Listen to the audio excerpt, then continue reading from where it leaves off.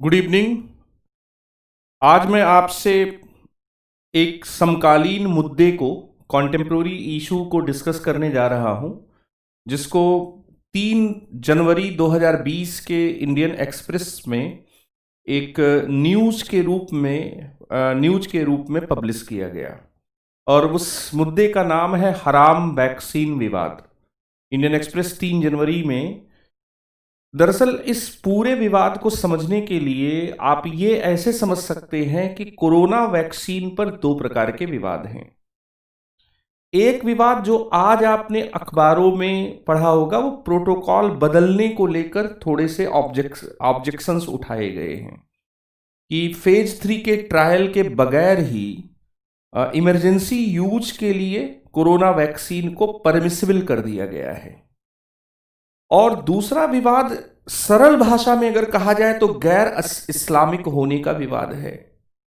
सबसे पहले बहुत संक्षेप में प्रोटोकॉल बदलने के विवाद को समझते हैं। प्रोटोकॉल संबंधी विवाद यह है कि जो भारत में स्वदेशी वैक्सीन डेवलप की जा रही, जिसका नाम है कोवैक्सीन, उसमें फेज 3 के ट्रायल के बगैर ही फ्रंटियर्स जो हेल्पर्स हैं, उनको इमरजेंसी यूज के लिए लगाने का गवर्नमेंट का प्रपोजल है।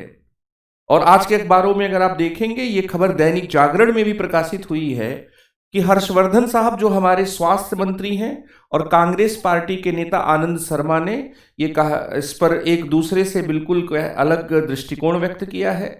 हर्षवर्धन साहब का कहना है कि फेज 3 के बगैर, ट्रायल के बगैर ही इमरजेंसी यूज परमिसिबल किया जा सकता है, क्योंकि फेज 2 के ट्रायल तक कहीं भी कोई सीरांक वर्जन या किसी भी तरह की कोई समस्या नहीं आई।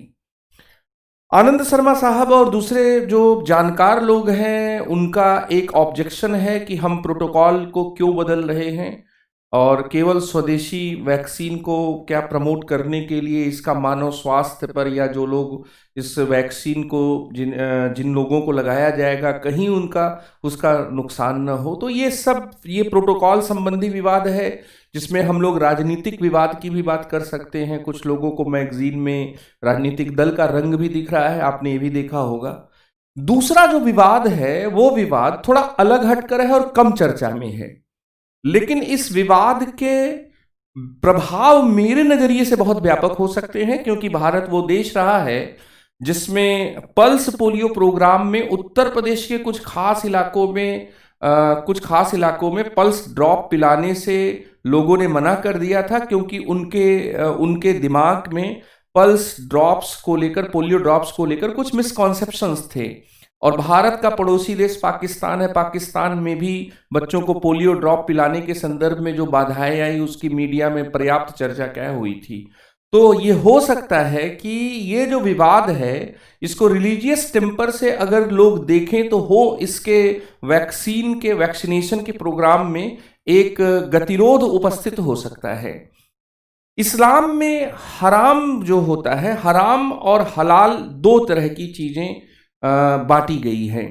और हर धर्म में पाप और पुण्य की अवधारणा होती है। कुछ चीजें वर्जित होती हैं, कुछ चीजों पर पाबंदियां होती हैं, जैसे इस्लाम में शराब पर, शुद्धगोरी पर और खुले नृत्य पर, बिना वस्त्रों के नृत्य पर, संगीत पर, इन सब पर, और सूअर के मांस पर, सूअर पर, पॉर्क पर, इन सब पर क्या है, इनको कहा गया है कि ये चीजें क्या हराम है, वर्जित कर्म है। और इनको हम लोग कह सकते हैं कि ये फर्ज नहीं है, ये हलाल नहीं है, ये दरअसल क्या है, हराम है, वर्जित कर्म है, जिसको हम रिलीजियस सेंस में कह सकते हैं कि अनलॉफुल चीज है। यह धार्मिक नजरिए से अगर देखा जाए तो यह क्या है, जैसे सूदखोरी या इस्लाम में ब्याज लेने को मना किया जाता है, उसी तरह से यह भी क्या है, पोर्क भी क्या है, अनलॉफुल क्या है, चीज है। कोरोना के लिए जो वैक्सीन्स हैं, उनमें से कुछ वैक्सीन्स में जो इंग्रेडिएंट्स हैं वो पोर्क के जिलेटिन के यूज किए गए हैं। और इसीलिए यूएई और इंडोनेशिया के कुछ मुस्लिम स्कॉलर्स ने, एक सेक्शन है मुस्लिम स्कॉलर्स का, सभी नहीं, वो इस पर क्या है, वो इनका तर्क है कि यह इस्लाम के में जो हलाल जो हराम कहा गया है वैसे सबस्टेंसेस से क्या बनता है, इसलिए मुस्लिम कम्युनिटी के किसी भी मेंबर को इस वैक्सीन को नहीं लेना चाहिए। इस तरह से ये हराम वैक्सीन का विवाद भारत के बाहर यूएई, इंडोनेशिया और मुंबई के 2 ऐसे मुस्लिम संगठन हैं जिनके संदर्भ में क्या है ये विवाद क्या है उठ खड़ा हुआ है।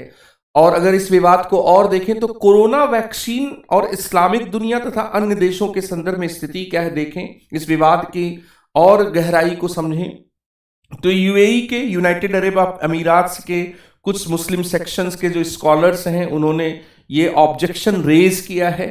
इंडोनेशिया में भी ये ऑब्जेक्शन क्या है रेज किया गया है। और भारत में 2 प्रकार के दृष्टिकोण सामने आ रहे हैं। जो प्रोग्रेसिव मुस्लिम आउटफिट उनमें से कुछ हैं वो कहते हैं कि हराम होते हुए भी परमिसिबल है। ये मान भी लें कि अगर इसमें सूअर के मांस या सूअर के किसी तत्व का प्रयोग किया गया है तो हराम होते हुए भी या हम प्रतिषिद्ध होते हुए भी, निषिद्ध होते हुए भी, धर्म की दृष्टि से वर्जित होते हुए भी यह क्या है परमिसिबल है, क्योंकि ये इमरजेंसी सिचुएशन है। और जब तक हमें कोई हलाल चीज उपलब्ध नहीं होती है तब तक हम इसको मानव जीवन के बचाव के लिए प्रयोग कर सकते हैं, ऐसा जमायत इस्लामी हिंद का कहना है। लेकिन इंडियन एक्सप्रेस की खबर के अनुसार कुछ ऐसे संगठन हैं जो कह रहे हैं कि हराम है इसलिए परमिसिबल नहीं है। ये कह रहे हैं कि हराम है लेकिन परमिसिबल है, ये कह रहे हैं कि हराम है लेकिन इसलिए परमिसिबल नहीं है। और इसमें जमायत उलेमा काउंसिल और रजा एकेडमी है मुंबई की जिसने ये बात क्या है उठाई है। इसको और अगर हम लोग थोड़ा गहराई से देखें तो जो कोरोना वैक्सीन है, चाहे वो ऑक्सफोर्ड की कोविशील्ड हो या फाइजर, मॉडर्ना, एस्ट्रोजेनेका, तो ऑक्सफोर्ड की जो कोविशील्ड है वो चिंपैंजी के इंग्रेडिएंट से बन रही है और फाइजर, मॉडर्ना, एस्ट्रोजेनेका या फिर भारत में जो सीरम इंस्टीट्यूट, भारत में जो कोवैक्सीन है, इनके संदर्भ में हम ये कह सकते हैं कि ये सीधे सीधे पार्क प्रोडक्ट से नहीं बनी है। और फाइजर, मॉडर्ना, एस्ट्रोजेनेका, इन लोगों ने कहा कि park products are not part of their कोविड-19 वैक्सीन्स।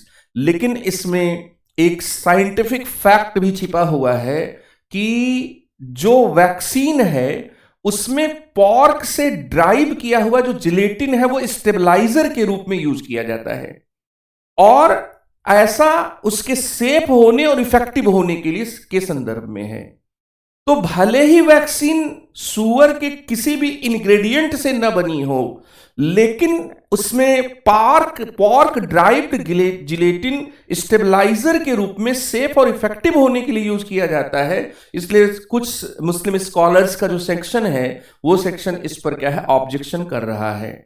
अब यहां पर अगर ऐसे जुड़े हुए कोई इससे जुड़ा हुआ कोई बड़ा विवाद खड़ा होता है, आगे कोई ऐसी पूर्वधारणा, कोई मान्यता, कोई भी पूर्वाग्रह खड़ा होता है, तो ऐसी स्थिति में क्या किया जाए, क्या अभीष्ट दृष्टिकोण होगा जो लोग इंटरव्यू देने जा रहे हैं। यहां पर क्या है, भारत में जो जमायत इस्लामी हिंद है उसका कहना है कि अगर कोई सबस्टेंस कंप्लीटली डिफरेंट प्रॉपर्टीज के से लैस होकर ट्रांसफॉर्म कर दिया जाता है तो हम उस सबस्टेंस को मूल सबस्टेंस की तरह नहीं ले सकते। इसलिए पॉर्क से बने ही बना हुआ है लेकिन वो कंप्लीटली प्रॉपर्टी में क्या है चेंज कर दिया गया है। तो एक लॉजिक ये दिया गया। दूसरा ये कहा गया कि इमरजेंसी में, जैसे हम कहते हैं ना कि आपद धर्म होता है, तो इमरजेंसी में परमिसिबल है, ये बात क्या है कही जा रही है। अंत में एक बात यहां पर कहना चाहूंगा कि जिंदगी को लेकर हमारा नजरिया क्या होना चाहिए। हम जिंदगी को whether life should be determined by the way of religious temper और scientific temper, we have to decide it. हम जिंदगी को धार्मिक मनोदशा से चलाना चाहते हैं। धर्म में बहुत सारी बातें ऐसी कही गई है जिसके कायदों के अनुसार जिंदगी शायद आज नहीं चल पाएगी, और धर्म के अनुसार अगर चीजें चली होती तो आज ये सब बहुत सी समस्याएं खड़ी ही नहीं होती।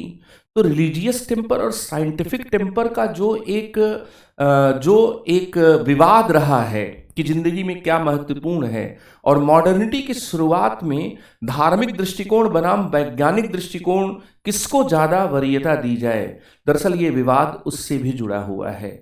यहाँ पर हम ये कह सकते हैं कि आज के संदर्भ में हमें रिलीजियस टेम्पर से कुछ चीजों को हम न तो देख सकते हैं और न ही वर्तमान की समस्याओं का समाधान कर सकते हैं। और दूसरी बात यहां पर यह है कि जब बचेंगे तभी रचेंगे। और ऐसी स्थिति में हम लोग ये कह सकते हैं कि जो भी वैक्सीन को लेकर जो भी चीजें हैं उसको साइंटिफिक टेम्पर के नजरिए से देखना चाहिए। रिलीजियस वे में देखेंगे तो बहुत सारी ऐसी बातें हैं जिनमें चेंजेज हुए हैं और जिसमें रिलीजन के जो भी इंस्ट्रक्शंस हैं उन इंस्ट्रक्शंस को हम नहीं मानते हैं।